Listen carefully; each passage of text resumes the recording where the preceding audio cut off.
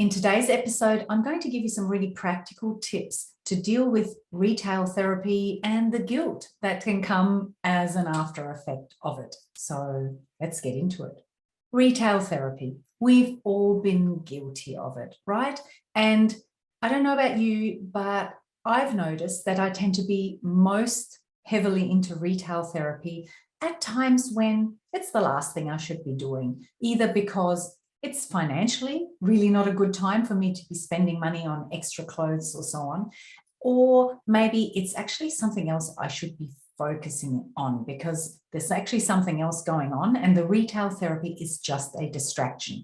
So in this episode, I'm going to give you some really practical tips to, number one, avoid unnecessary retail therapy and the subsequent guilt, and also help you deal with that guilt.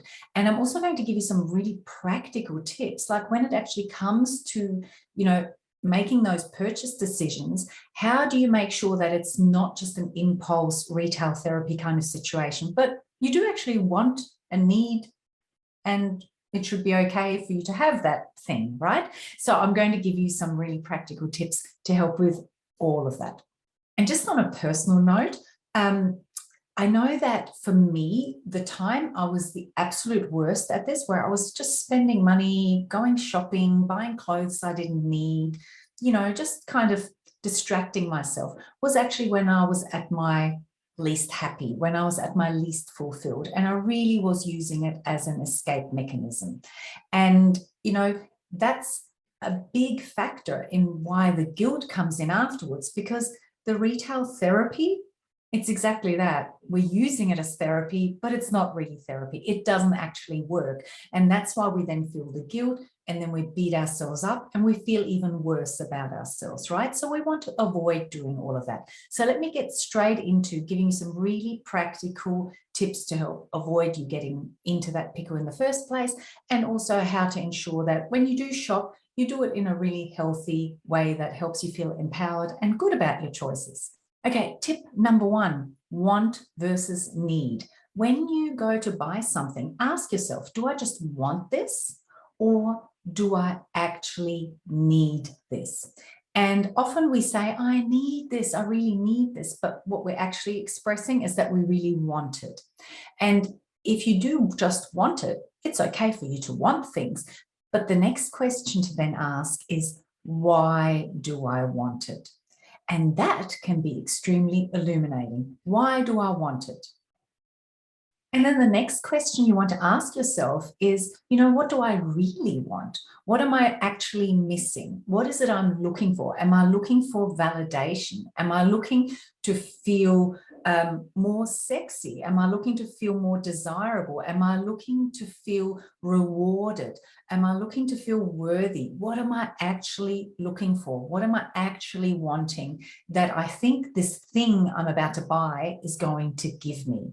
Except, it's not going to do that, right? It's just a Band-Aid that then falls off and leaves you with an even bigger sore. So that question of what am I really wanting and what do I really want, what do I feel is missing, is a very powerful one to ask yourself. And what makes it really tricky these days is we live in this age of online shopping. I mean, I used to do online shopping literally 20 years ago when, well, maybe not 20 years ago, because did we have the internet then? I'm not that old, but a long time ago, when it was really new and getting things shipped from overseas was like a really big deal. And like I said, I was a little bit unhappy, and it was one of the ways I tried to fill the void. But these days, it's so easy. We have a million apps. It's free shipping, free returns, and it just feels like this, effortless commodity, except that it still puts the charges onto your credit card. So here's a really practical tip to help with that. Set yourself a spending limit. And it can be for online purchases or really for any purchase. And just say, look, if I'm going to spend more than this much, and it can be $50, $100, it can be $10, but maybe not. But set a limit and say, if I'm going to spend more than this, I always need to sleep on it, or I need to wait 24 hours before making the final decision. And what that does is it actually gives you breathing space, and it helps you get out of the emotion that's driving that potential purchase and actually get back to making a really rational decision and looking at it from outside that emotional space to decide whether you really do need it or you just wanted it in that moment to fill a void that you perceive to have that maybe you don't even feel you have anymore. So it just gives you that space and allows you to step out of that impulse decision made based on emotion. Now, another little trick that really works for me, especially with things like clothing or maybe accessories, is I imagine myself in 6 months' time, having it in my wardrobe, having it in my home, and then actually going to use it. Like, how do I feel about it? And, lately I've been looking at buying some summer dresses, and I'm not really a dress kind of girl. I'm a jeans and t-shirt and maybe a nice jacket kind of person. And I decided that, I'm going to make more of an effort to dress more feminine. And so I'm looking at buying all these dresses, and then I keep imagining myself actually wearing them, actually having them in my wardrobe and needing to put them on. And I realized this was just last week where, I had them in the shopping cart and they just sat there for the 24 hours. Actually, they sat there for 3 days. And then I went back through them and I thought, these short sleeve things, I never wear things. I don't like short sleeves on myself. I like to have either long sleeves or no sleeves because I happen to have nice shoulders. So I like to show them off, right? And it just looks better on my body than having these little cap sleeves. So I thought, why have I got all these dresses in my shopping cart with sleeves that I know don't really flatter me, instead of looking for something that I know does flatter me that I'll be really happy to wear? So imagining yourself actually having it in the future is a really good little trick, especially for us women, because we see it on the model and it looks great. And I've come to realize that just because it looks great on her doesn't mean I'm going to suddenly grow cleavage overnight. It's a thing, I know.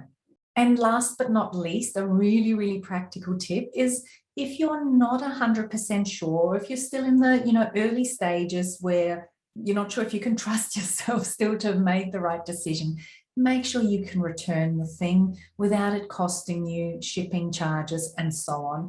And when it arrives, keep the tags on until you're ready to wear it. So, you actually put it on when you want to wear it out and have the tag still on it. And if you wear it even around the house for a little while before, you go out, you quickly realize that sometimes that actually this is a little bit too tight, or no, this is a little bit too baggy. I don't really want it to fit me like this now that I'm actually faced with needing to show up in my life wearing this item. So keep those tags on, make sure it's all returnable, and also make a note in your diary that, if you haven't worn it yet by the time it's due to be returned or the return end date expires, put a note in your diary so that just in case it's still sitting in your wardrobe, you then go grab it, and the chances are you will then return it, because if it's been sitting in your wardrobe for all that time, you probably didn't really need it or really want it to begin with. You were looking for something else altogether. Okay, so there's some really practical tips to, number one, avoid you getting into a pickle with retail therapy and the subsequent guilt around it in the first place.